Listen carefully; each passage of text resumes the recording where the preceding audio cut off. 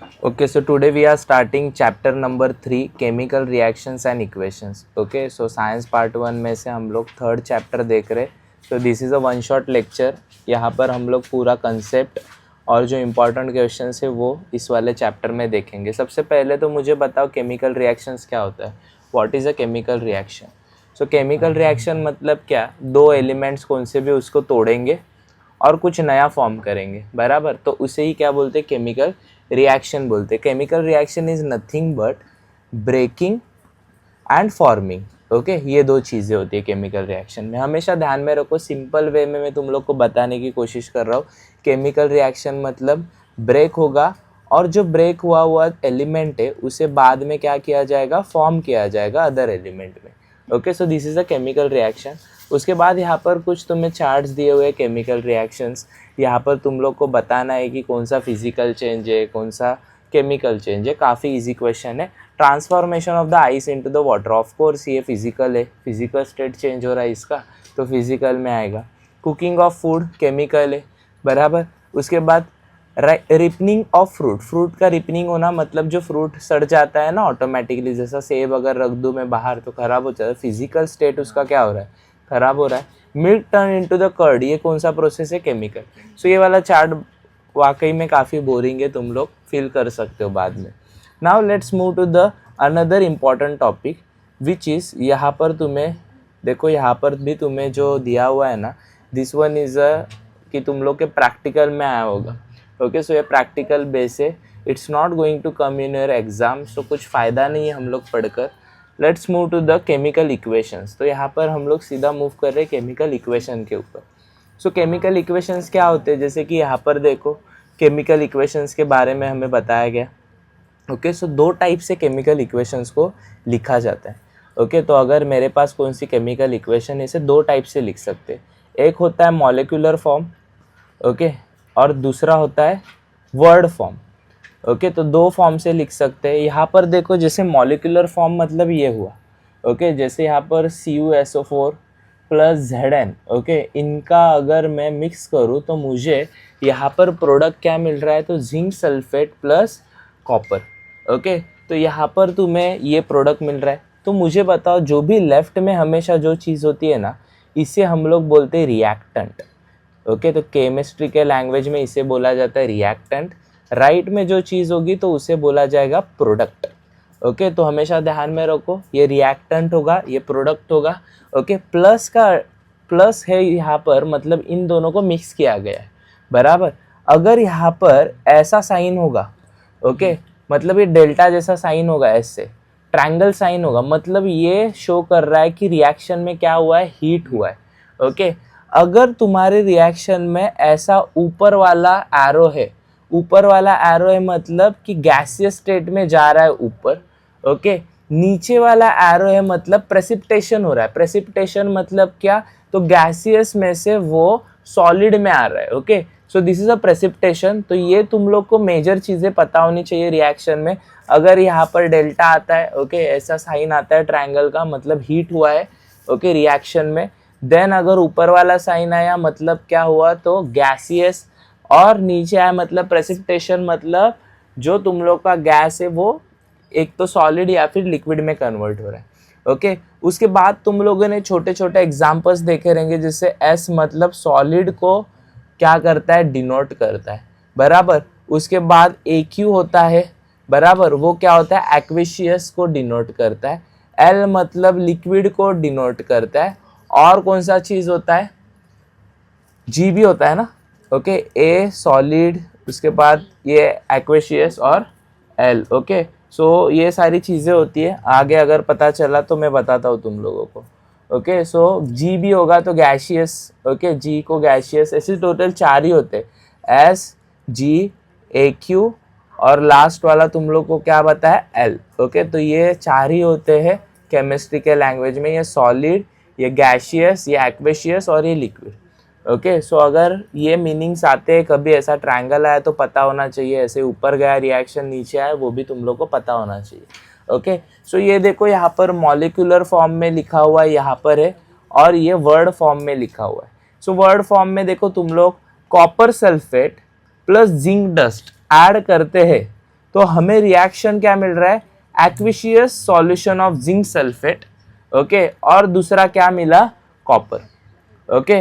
तो यहाँ पर ये वर्ड में लिखा है, यही उन लोगों ने मॉलिक्यूलर फॉर्म में बताया, कॉपर सल्फेट को अगर जिंक डस्ट के साथ ऐड करूँ तो aqueous solution of the zinc sulphate मिला है, और यहाँ पर ये क्या मिला है, तो कॉपर मिला, ओके, दैट्स इट। तो कुछ नहीं, यहाँ पर सिर्फ एग्जाम्पल दिया हुआ है केमिकल इक्वेशंस होते कैसे, okay. Now let's move to the writing of the chemical equation, जो मैं अभी तुम लोग को बोल चुका, राइटिंग, ओके। राइटिंग में क्या क्या था, तो राइटिंग में तुम लोग को बताया दो टाइप्स के राइटिंग्स होते हैं, मॉलिक्यूलर फॉर्म वाला और दूसरा वाला कौन सा राइटिंग होता है, तो वर्ड फॉर्म वाला होता है, ओके। उसके बाद तुम लोग यहाँ पर प्लस साइन का मीनिंग मैंने तुम लोग को समझाया, GLS, यहाँ पर तुम लोग को AQ, ये सारे मीनिंग्स तुम लोग को समझाया, ये वाला मीनिंग समझाया। सो नाउ यू अंडरस्टूड कि राइटिंग कैसे किया जाता है, ओके। तो यही पूरा राइटिंग मैंने तुम लोग को एक्सप्लेन किया था। यहाँ पर देखो AQA मतलब एक्वेशियस है, ऐसे मतलब तुम लोग सॉलिड, यहाँ पर भी एक्वेशियस और सॉलिड। अभी तुम लोग को बताना काफ़ी ईजी हो गया ना। यहाँ पर देखो, यहाँ पर प्रोसेस में क्या हुआ है, हीट हुआ है, यहाँ पर क्या हुआ है, तो यहाँ पर गैस फॉर्म होकर चला गया है, CO2 फॉर्मेशन हो गया है। यहाँ पर देखो, तो अगेन तुम लोग यहाँ पर एक्वेशियस, सॉलिड पहचान सकते हो ना ये सारी चीज़ें। सो दैट्स इट, बस इतना ही है, तुम लोग को एग्जाम्पल दिए हुए सारी चीज़ों के। Now let's move to the another topic, okay. यहाँ पर जो स्पेशल नेम्स होते हैं, यहाँ पर देखो, जैसे कि कॉन्सेंट्रेटेड यूज़ किया जाता है, कभी कभी ऐसे कैटलिस्ट वर्ड यूज़ किया जाता है। यहाँ पर 60 डिग्री सेल्सियस है, मतलब हीट दिया है, बट कहाँ तक हीट दिया है, तो 60 डिग्री तक ही दिया है, स्पेसिफिक हीट दिया है, ओके। तो ये कभी तुम लोग को पता चला है। कैटलिस्ट होता है, कैटलिस्ट मतलब ऐसा सब्सटेंस, जो सब्सटेंस डालने के वजह से किसी प्रोसेस को क्या कर सकते हैं, फास्टर कर सकते हैं केमिकल प्रोसेस को। सो दिस इज अ कैटलिस्ट। यहाँ पर देखो कॉन्सेंट्रेटेड है, concentrated HNO3, okay. So this is a liquid base concentrated HNO3, okay, जिसका कॉन्सेंट्रेशन ज़्यादा है, मतलब जल सकता है किसी सब्सटेंस के ऊपर डालने के बाद। यहाँ पर डाइल्यूट है, डाइल्यूट का मतलब क्या होता है, तो उसको पानी के अंदर मिक्स किया है HNO3 को, ये प्योर HNO3 है, ओके। और ये वाला डाइल्यूट मतलब इसके अंदर क्या मिक्स है, तो पानी मिक्स है। तो तुम्हें रीड करना आना चाहिए, बस इतनी सारी चीज़ें हैं। Now let's move to the another topic. यहाँ पर अगेन एक्टिविटी बेस्ड क्वेश्चन है, ये वाला आएगा नहीं, ओके। तो आगे देखो, balancing a chemical equation, okay. So now let's see here, balancing a chemical equation. So chemical equation का बैलेंस मतलब क्या, अगर मेरा जो यहाँ पर जो रिएक्टेंट होते हैं, जैसे कि मेरे पास H2 रिएक्टेंट है, और मैंने अगर H2 के ऊपर कुछ भी प्रोसेस किया और मुझे प्रोडक्ट में वापस से क्या मिला, H2 मिला, मतलब यहाँ पर हाइड्रोजन के कितने एटम थे, दो एटम थे। यहाँ पर भी हाइड्रोजन के कितने एटम है, दो। मतलब ये वाला जो मेरा रिएक्शन है, this is a balance reaction. कौन सा रिएक्शन बोलूंगा इसे, बैलेंस। क्यों बैलेंस है, अगर लेट सपोज मेरे पास यहाँ पर 3HNO3 था, ओके, मैं बोल सकता हूँ 3HNO3 था, बराबर। इसको मैं रिएक्ट करता हूँ किसी को भी साथ, लेट सपोज, और यहाँ पर मेरे को मिल रहा है 4HNO3। सो मेरा जो रिएक्टेंट था वो 3HNO3 था, ये कितना बना, 4HNO3। तो एटम के क्वांटिटी में क्या हो रहा है, इंक्रीमेंट हो रहा है। सो दैट मीन्स ये बैलेंस केमिकल इक्वेशन है क्या, सो बैलेंस केमिकल इक्वेशन का मतलब क्या होता है, so balance chemical equation is nothing but, यहाँ के जो रिएक्टेंट में जितने नंबर ऑफ एटम्स है, उतने ही नंबर ऑफ एटम्स कहाँ पर चाहिए, प्रोडक्ट में चाहिए। बस इतना सही था बैलेंस वाला, ओके। सो ये कंसेप्ट भी हो चुका है सॉल्व, ओके। तो यहाँ पर तुम लोग देख सकते हो, जैसे कि step 1 right the chemical equation in the given word. ये केमिकल इक्वेशन दिया हुआ है तुम लोग को, तो यहाँ पर NaOH, यहाँ पर steps of balancing chemical reaction, जो तुम लोग को आएगा नहीं, यहाँ पर कोई बताएगा नहीं तुम लोग को, ये इसको बैलेंस करके बताओ, ओके। ये सिर्फ तुम्हारे एग्जाम्पल के लिए बताया कि इसे बैलेंस करेंगे। सो तुम लोग देखो, यहाँ पर हाइड्रोजन 2 है, ओके, यहाँ पर OH, तो ये तो बैलेंस नहीं है, ओके। इसको बैलेंस कैसे करना है, वो स्टेप्स यहाँ पर उन्होंने दिए हुए, ओके। बाद में लास्ट वाला वी विल सी डायरेक्टली कि लास्ट में write down the final balance equation. So ये वाला बैलेंस होगा, ओके, क्योंकि यहाँ पर भी H2 है, यहाँ पर भी H2 है, यहाँ पर भी Na है, यहाँ पर भी Na है, ओके। यहाँ पर भी SO4 है, यहाँ पर भी SO4 है। तो ये बैलेंस उन लोगों ने प्रॉपर बना के बताया कि कैसे इक्वेशन को क्या कर सकते हो, बैलेंस कर सकते हो, बट इसका कुछ इतना मतलब नहीं है। Now let's move the types of chemical reaction. अभी 4 टाइप्स होते हैं, 1 2 3 और 4 टाइप्स होते हैं। पहला वाला है कॉम्बिनेशन रिएक्शन। एकदम सिंपल लैंग्वेज में बता रहा हूँ, कॉम्बिनेशन रिएक्शन मतलब क्या। सो कॉम्बिनेशन रिएक्शन में एक रिएक्टेंट होता है, रिएक्टेंट कितना होता है, एक, और प्रोडक्ट कितने आते हैं, तो 2 आते हैं। ओके, तो उसे क्या बोलते हैं, तो कॉम्बिनेशन रिएक्शन बोलते हैं। मतलब मैं डालूंगा यहाँ पर सिर्फ HNO3, बराबर, मुझे आंसर में मिलेगा H2 और लास्ट में मिलेगा OH। कितने चीजें मिले मुझे, 2। कितना मैंने यहाँ पर रिएक्टेंट डाला था, एक रिएक्टेंट से कितने बने, 2 प्रोडक्ट बने, उसे क्या बोलेंगे, कॉम्बिनेशन रिएक्शन। देखो यहाँ पर वही सॉरी, तो यहाँ पर तुम लोग को जो बताया ना, तो 2 रिएक्टेंट है और 2 से क्या मिल रहा है, तो 1 प्रोडक्ट मिल रहा है, इसे क्या बोलेंगे अपन, कॉम्बिनेशन बोले। डीकॉम्पोजिशन है ना, उसमें 1 से 2 मिल रहे हैं। Okay, so I was pretty confuse about it कि जो कॉम्बिनेशन रिएक्शन है ना, यहाँ पर 2 होने वाले, जैसे कि अगर SO2 + 2H2S है, ओके, तो इससे अगर मुझे एक ही प्रोडक्ट मिल रहा है, 2 से 1 प्रोडक्ट मिलना मतलब कॉम्बिनेशन रिएक्शन।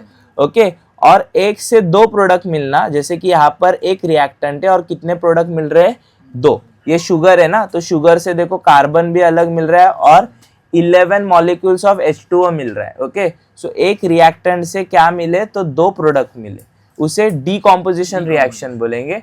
और पहला वाला जो कॉम्पोजिशन रिएक्शन है, ओके, इसमें क्या होगा, तो 2 रिएक्टेंट को अगर मैं ऐड करता हूँ तो कितने रिएक्टेंट मिलते हैं, 1 रिएक्टेंट मिलते हैं। ओके, सो ये 2 चीजें पता चली, 2 अलग अलग टाइप, एक होता कॉम्बिनेशन, एक था डीकॉम्बिनेशन।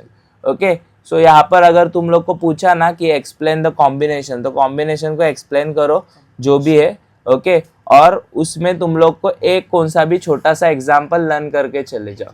ओके, कंपोजिशन में लर्न करके जाओ एक वाला एग्जाम्पल। यहाँ पर भी डीकम्पोजिशन में भी तुम लोग उसका जो भी डेफिनेशन है वो लर्न करो, और यहाँ पर ये वाला एग्जाम्पल लर्न करके जाओ, जिससे तुम लोग ये एग्जाम्पल लिख सकते हो। उसके बाद आगे यहाँ पर देखो, सो आगे यहाँ पर again activity based question. This is activity based question of the decomposition of the calcium carbonate. Okay, इसका कुछ इतना मतलब नहीं है, हम लोग को 4 टाइप्स पढ़ने, तो हम लोग आगे वाला टाइप देखते हैं, डिस्प्लेसमेंट रिएक्शन। ओके, सो पहला वाला तुम लोगों ने डीकम्पोजिशन और कंपोजिशन और डीकम्पोजिशन देखा। कंपोजिशन में क्या था, तो 2 रिएक्टेंट है, वो एक दूसरे के साथ रिएक्ट करके कितने प्रोडक्ट बनाएंगे, 1। ओके, डीकम्पोजिशन में क्या था, तो एक रिएक्टेंट क्या बनाएगा, तो 2 प्रोडक्ट बनाएगा। ओके, अभी डिस्प्लेसमेंट रिएक्शन देखो। So displacement reaction is pretty easy again. Okay, तो डिस्प्लेसमेंट रिएक्शन क्या होता है कि देखो, सबसे पहले तो ये तुम लोग एग्जाम्पल देखो, तुम्हें इजीली पता चलेगा। सो एग्जाम्पल में क्या दिख रहा है, एक एलिमेंट दूसरा एलिमेंट, 2 चीजें दिख रही है, बराबर। सो ये जो फर्स्ट वाली चीज दिख रही है, ये 2 अलग अलग सेपरेट चीजों से बनी है, जैसे CuSO4, बराबर, मतलब ये क्या है, तो ये है कॉपर सल्फेट, बराबर, कॉपर सल्फेट प्लस फीरस। ओके, तो अगर इन दोनों को हम लोग क्या करें, रिएक्ट करें, तो यहाँ पर क्या होता है, जो ये वाला है ना सल्फेट, जो लास्ट वाला है ना, ये कॉपर को क्या दे देता है, धोखा, और ये चला जाता है किधर, तो फीरस के पास चला जाता है। सो यहाँ पर है FeSO4 और कॉपर क्या बनेगा, separate. Okay, so this is a thing. यहाँ पर क्या होता है कि ये दोनों जो रिएक्शंस है, ओके, सो यहाँ पर जो SO4 है, मतलब जो सल्फेट है, ये कॉपर के पास नहीं तो फीरस के पास आएगा, और यहाँ पर बनेगा FeSO4 plus copper. Very easy. तुम लोग को अगर ऐसे एग्जाम्पल्स आते हैं ना, और तुम लोग को अगर बोला ना डिस्प्लेसमेंट रिएक्शन बनाओ, तो काफी इजी है। हमेशा क्या करने का, अभी यहाँ पर है ये प्लम्बम कुछ तो बोलते हैं इसको, PB को। ओके, प्लम्बम ही बोलते हैं, हाँ प्लम्बम। यहाँ पर जो प्लम्बम है ना, यहाँ पर कॉपर सल्फेट है, तो यहाँ पर क्या बनेगा, प्लम्बम सल्फेट बनेगा। कौन सा सल्फेट बनेगा, प्लम्बम सल्फेट, और लास्ट में अकेला कौन बचेगा, कॉपर। ओके, तो प्लम्बम सल्फेट और लास्ट में क्या बचा, अभ्यासात लक्ष द्या। ओके, दुसऱ्या गोष्टीत कमी लक्ष द्या, दाता काढू नका बिनफालतूचे। अरे वो एलिमेंट है, अभी मैं क्या बोलूँ, प्लम्बम क्या है, मतलब क्या, तेरा बम थोडी आहे। Plumbum NO3. हा, आणि तुम्ही मुलींना दाता कमी काढा आता, तुमचे दात फोडेल मी। मला माहिती. फोकस करायचं, मूर्खवाणी वागवू नका, बालिश बुद्धी चला बघा आता हे झालं डिस्प्लेसमेंट रिएक्शन. ओके, आता डबल डिस्प्लेसमेंट रिएक्शन क्या है. सो डबल डिस्प्लेसमेंट रिएक्शन इसका ही ऑपोजिट है. ओके, तो यहाँ पर देखो, यहाँ पर कुछ एग्जांपल्स नहीं दिया है डबल डिस्प्लेसमेंट रिएक्शन के, बट मैं तुम लोग को बताता हूँ कैसे होता है. इसका ही एग्जाम्पल लेके बताता हूँ. तो यहाँ पर COSO4 प्लस हम लोग यहाँ पर FeCO2 ऐसा कुछ तो पकड़ते, बराबर. तो इस वाले में देखो, इसके पास भी ये वाला है और इसके पास भी ये वाला है, बराबर. तो लास्ट टाइम कैसे था, तो लास्ट टाइम जो सल्फेट था वो फीरस, बराबर, तो FeSO4 बना था और कॉपर अलग आ गया था. बट इस टाइम पर जो कॉपर अलग आएगा ना, वो किसके साथ बॉन्डिंग बनाएगा, CO2 के साथ बॉन्डिंग बनाएगा. ओके, मतलब बेसिकली ये किसके साथ बॉन्डिंग बनाता है, SO4 के पास साथ बॉन्डिंग बनाता है ना. तो अगर इसके बगल में CO2 होगा तो ये CO2 किसके साथ बॉन्डिंग बनाएगा, कॉपर से. मतलब ये भी अकेला नहीं रहेगा, इसको भी एक बॉन्ड मिल जाएगा.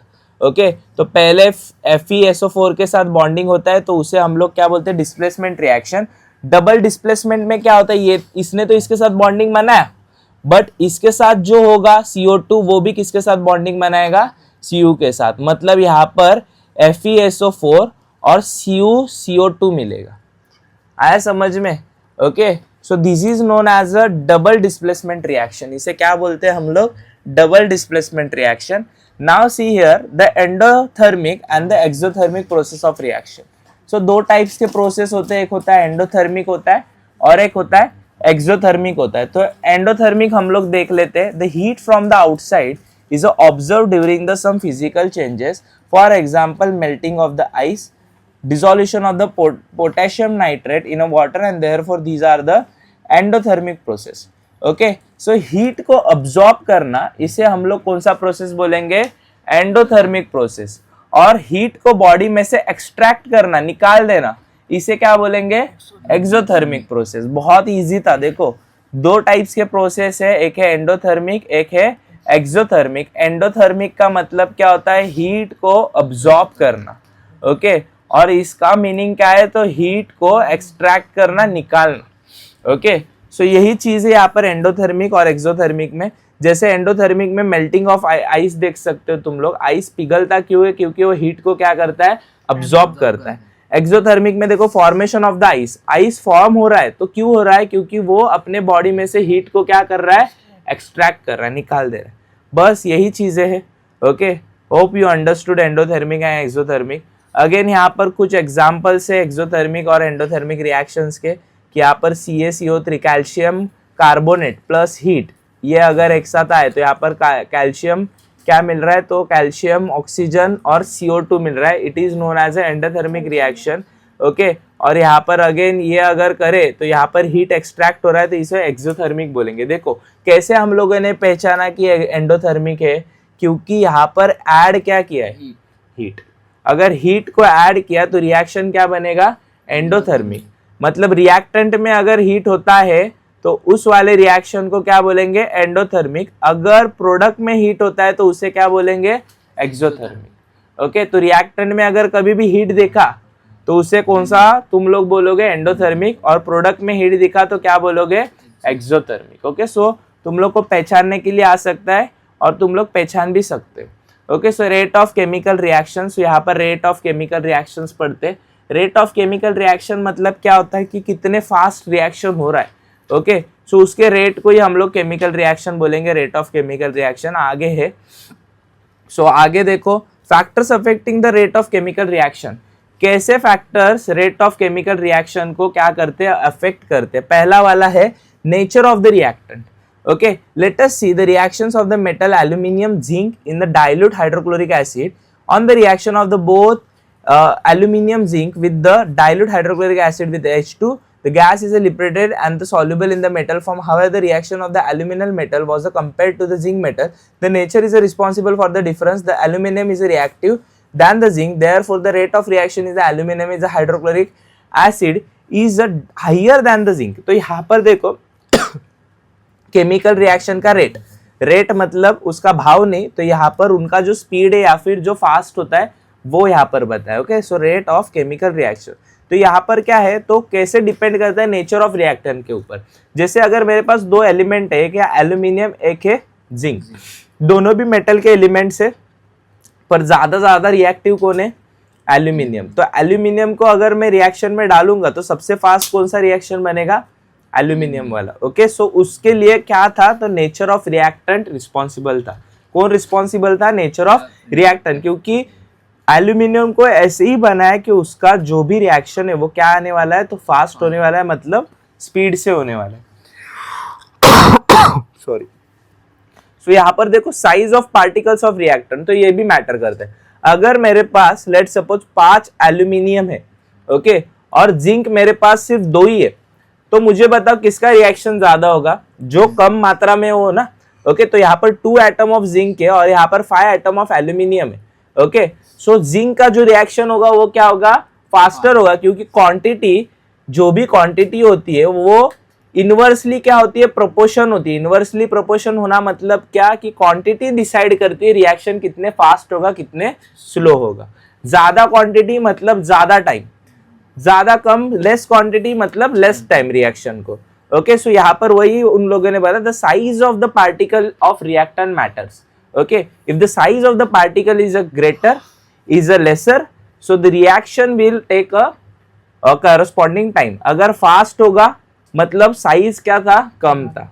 ओके, कम होगा तो ज्यादा फास्टर होगा ना, और ज्यादा साइज है तो रिएक्शन कैसे होगा? थोड़ा स्लोअर होगा। ओके, सो साइज मैटर करेगा और एलिमेंट्स भी मैटर करेंगे। ओके, सो एलिमेंट्स, प्रत्येक एलिमेंट्स का खुद का स्पीड होता है। ओके, सो वो डिपेंड करता है। नाउ यहाँ पर देखो concentration of the reactants matter करता है। सो हम लोगों ने 2 चीजें देखे। सबसे पहले हम लोगों ने देखा कि एलिमेंट का नेचर ही होता है कौन ज्यादा रिएक्टिव होगा, कौन कम रिएक्टिव होगा। उसके बाद second, size of the particle of reactant हम लोगों ने देखा कि साइज मैटर करती है। अगर साइज ज्यादा होगा तो स्लोअर रिएक्शन होगा, कम होगा तो फास्टर होगा। उसके बाद है कॉन्सेंट्रेशन ऑफ द रिएक्टेंट।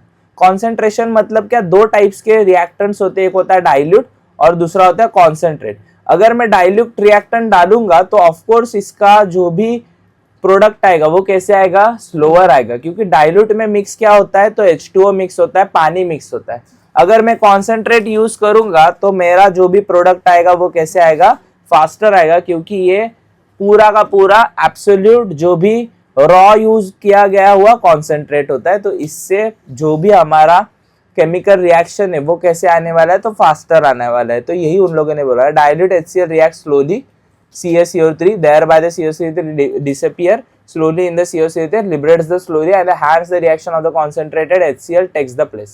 तो अगर मैं डाइल्यूट CaCO3 लूँ और एक जगह पे मैं अगर कॉन्सेंट्रेटेड HCl लूँ तो ये वाला रिएक्टेड हमेशा क्या करेगा? फास्टर करेगा, और ये वाला स्लो करेगा, क्योंकि ये क्या है? डाइल्यूट है। Okay, now let's move to the D1, a temperature of the reaction. So reaction के 3 चीज देखे हम लोगों ने। एलिमेंट का होता है रोल, सेकेंडरी हम लोगों ने देखा साइज का रोल होता है, थर्ड हम लोगों ने देखा डाइल्यूट या फिर कॉन्सेंट्रेट होता है, फोर्थ वाला देखो टेम्परेचर ऑफ द रिएक्शन। देखो टेम्परेचर ऑफ द रिएक्शन मतलब अगर मुझे बताओ कोई रिएक्टेंट 100 डिग्री सेल्सियस पे है और दूसरा रिएक्टेंट 50 डिग्री सेल्सियस पर है, सो कौन सा जल्दी से प्रोडक्ट निकालेगा?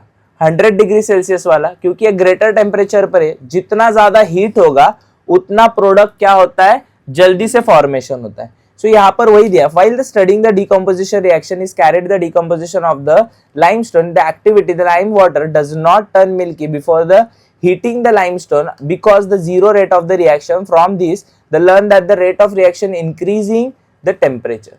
रिएक्शन क्या करता है? टेम्परेचर को इंक्रीज करता है। सो यहाँ पर कैटलिस्ट पढ़ रहे।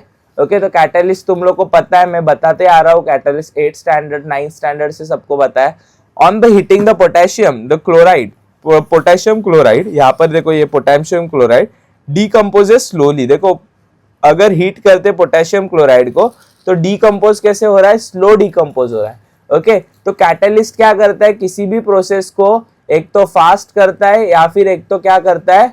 स्लो करता है। ओके, सो ये कैटलिस्ट का काम होता है, दैट्स इट। ओके, यहाँ पर कैटलिस्ट का ये डेफिनेशन लर्न करके जाओ। नाउ यहाँ पर ऑक्सीडेशन एंड रिडक्शन देखते। ओके, तो ऑक्सीडेशन और रिडक्शन, तो ऑक्सीडेशन और रिडक्शन काफी इजी है। देखो मैं तुम लोग को समझाता हूँ ऑक्सीडेशन और रिडक्शन में होता क्या। सो ऑक्सीडेशन जो चीज है वो क्या करता है? तो गेन करता है O2 को, मतलब ऑक्सीजन को गेन करता है, बराबर। और रिडक्शन होता है वो गेन करता है H2 को, बराबर। सो तुम लोग को अगर डिफरेंस बिटवीन आया तो काफी इजी वे में तुम लोग बता सकते हो। सबसे पहले ऑक्सीडेशन क्या करता है, O2 को क्या करता है, गेन। नाम ही ऑक्सीडेशन है ना, तो कमाएगा किसे, O2 को, बराबर। इसका नाम रिडक्शन है, ओके। तो ये क्या करता है, तो गेन करता है H2 को। उसके बाद इसको ऑपोजिट लिखो, देखो, तो ये लॉस करता है, ऑक्सीडेशन लॉस कर रहा है किसे, H2 को, बराबर। अगर ये O2 गेन कर रहा है मतलब किसे लॉस कर रहा है, H2 को, बराबर। उसके बाद ये किसे लॉस करता है, तो ये O2 को लॉस करता है, बराबर। डिफरेंस बिटवीन बता रहा हूं। उसके बाद थर्ड वाला पॉइंट लिख सकते हो कि जो भी तुम लोग इलेक्ट्रॉन्स देखते हो, ओके, या फिर हीट देखते हो, हीट, ओके। सो हीट को ये क्या करेगा, तो हीट को ये ऑलवेज क्या करेगा, लॉस करेगा, और ये क्या करता है, गेन करता है हीट को, ओके। सो ये तीन टाइप्स तुम लोग बता सकते हो, ओके, ऑक्सीडेशन और रिडक्शन में। तो ये दोनों चीज अलग अलग होती है, ऑक्सीडेशन रिडक्शन। अगर ऑक्सीडेशन और रिडक्शन दादा इन दोनों का केमिकल रिएक्शन हो गया तो इसे क्या बोलते, रिडॉक्स बोलते। क्या बोलतात त्याला, रिडॉक्स बोलतात, ओके। सो यहाँ पर देखो, the chemical reaction which the reactant combines with the oxygen and the hydrogen from the product called the oxidation reaction. Redox मतलब क्या, तो ऑक्सीडेशन और रिडक्शन इन दोनों को अगर रिएक्ट करा दिया तो उसे क्या बनेगा, उससे रिडॉक्स बनेगा, ओके। तो यहाँ पर देखो, some oxidation react the broad by the specific chemical substances, for example this. यहाँ पर तुम लोग को एग्जांपल्स दिए, वो लर्न करो। देन यहाँ पर रिडॉक्स के बारे में बताया नहीं, आई डोंट नो, बट मुझे जो याद था मैंने बता दिया। सो यहाँ पर देखो, we learn the seen that the potassium permanganate, यहाँ पर सिर्फ तुम लोग को एग्जांपल्स दिए। Let's move to the another topic. So यहाँ पर देखो, which is the reactant in the reaction and which reactant has undergone the production. कुछ नहीं है। सो यहाँ पर देखो, हाँ दिया है उन लोगों ने, देखो, ऑक्सीडेशन और रिडक्शन दोनों को मिलाएंगे तो क्या बनेगा, रिडॉक्स रिएक्शन बनता है, ओके। सो ये हमेशा ध्यान में रखो। सो अगर तुम लोग को ऐसा दिया गया कि ये ऑक्सीजन, यहाँ पर ऑक्सीडेशन है, ये रिडक्शन है, तो उससे क्या बनेगा, रिडॉक्स रिएक्शन बनेगा, ओके। सो हमेशा ध्यान में रखो। एक एग्जाम्पल है, ये चीज लर्न करके जाओ एग्जाम में, ओके। सो यहाँ पर कुछ है ही नहीं है अभी। Hopefully you understood. लास्ट में 2-3 टॉपिक से कोरोजन का, कोरोजन तुम लोग को पता है क्या होता है, कोरोजन म्हणजे काय लागतं, गंज लागतं, बरोबर, जसं तुमच्या डोक्याला लागले, ओके। सो त्याला आपण काय बोलतो, कोरोजन बोलतो। सो कोरोजन है यहाँ पर, ओके। सो कोरोजन होने के बाद उसे, हाँ, कोरोजन मतलब Fe2O3 है, इसे कोरोजन बोलते हैं। ये इसका मॉलिक्यूलर फॉर्मूला है कोरोजन का, यहाँ पर तुम्हें दिया हुआ है, ओके। एयर या फिर लिक्विड के वजह से कोरोजन होता है, और यहाँ पर मैंने इसको टिक किया है ना, मतलब ये एग्जाम में पूछते, बराबर, हाँ। सो इम्पॉर्टेंट चीज़ों को मैंने टिक करके रखा है, जो मुझे इम्पॉर्टेंट लगे। इधर कुछ नहीं है ज़्यादा, आगे है, देखो मैं बताता हूँ तुम लोग को। सो एक चीज़ थी यहाँ पर, देखो ये रैंसिडिटी है। रैंसिडिटी क्या होता है, कोरोजन पता है तो अभी रैंसिडिटी भी बता दो। रैंसिडिटी मतलब जो ऑयल होता है वो यूज़ करने के बाद में क्या मारता है, बदबू मारता है, बराबर, तो उसे ही रैंसिडिटी बोलते हैं, ओके। बाकी कुछ नहीं है। देखो ये इंपॉर्टेंट है, गिव साइंटिफिक रीज़न में ये आया हुआ है, ये आया हुआ है, ये हमेशा पूछते हैं एग्जाम में, जायच्या गावात, हाँ। सो ये पूछते हैं। उसके बाद यहाँ पर 7 में balance the following equation step wise, ये सारा कुछ करो। ये मैच द कॉलम में ये करो, ओके। तो ये मतलब ये IMP मतलब है, ऐसा नहीं कि आने ही वाला है, दादा बोला आएगा, तो मैं थोड़ी ना पेपर लिख रहा हूँ या फिर सेट कर रहा हूँ, बट ये काफ़ी बार आ चुका हुआ क्वेश्चंस है, ओके। तो ये यहाँ पर, सॉरी, ये वाला और ये वाला देख कर जाओ, okay. It has come multiple times. यहाँ पर ये टर्म्स भी देख कर जाओ, एंडोथर्मी एक कॉम्बिनेशन। मैंने तुम लोग को ईजी वे में बताया बैलेंस इक्वेशन क्या होता है, डिस्प्लेसमेंट। अभी लर्न करने की जिम्मेदारी तुम लोग की। Hope you understood the concept पता हो गया, दैट्स इट, ओके। बाकी का तुम लोग खुद से लर्न करने का ट्राई करो। अगर नहीं समझता है तो मुझे आकर पूछो। So that's it for today, hope you understood. ये वाला करो, writing a chemical equation, okay. इसको मैंने मार्क करके रखा है। So that's it for today.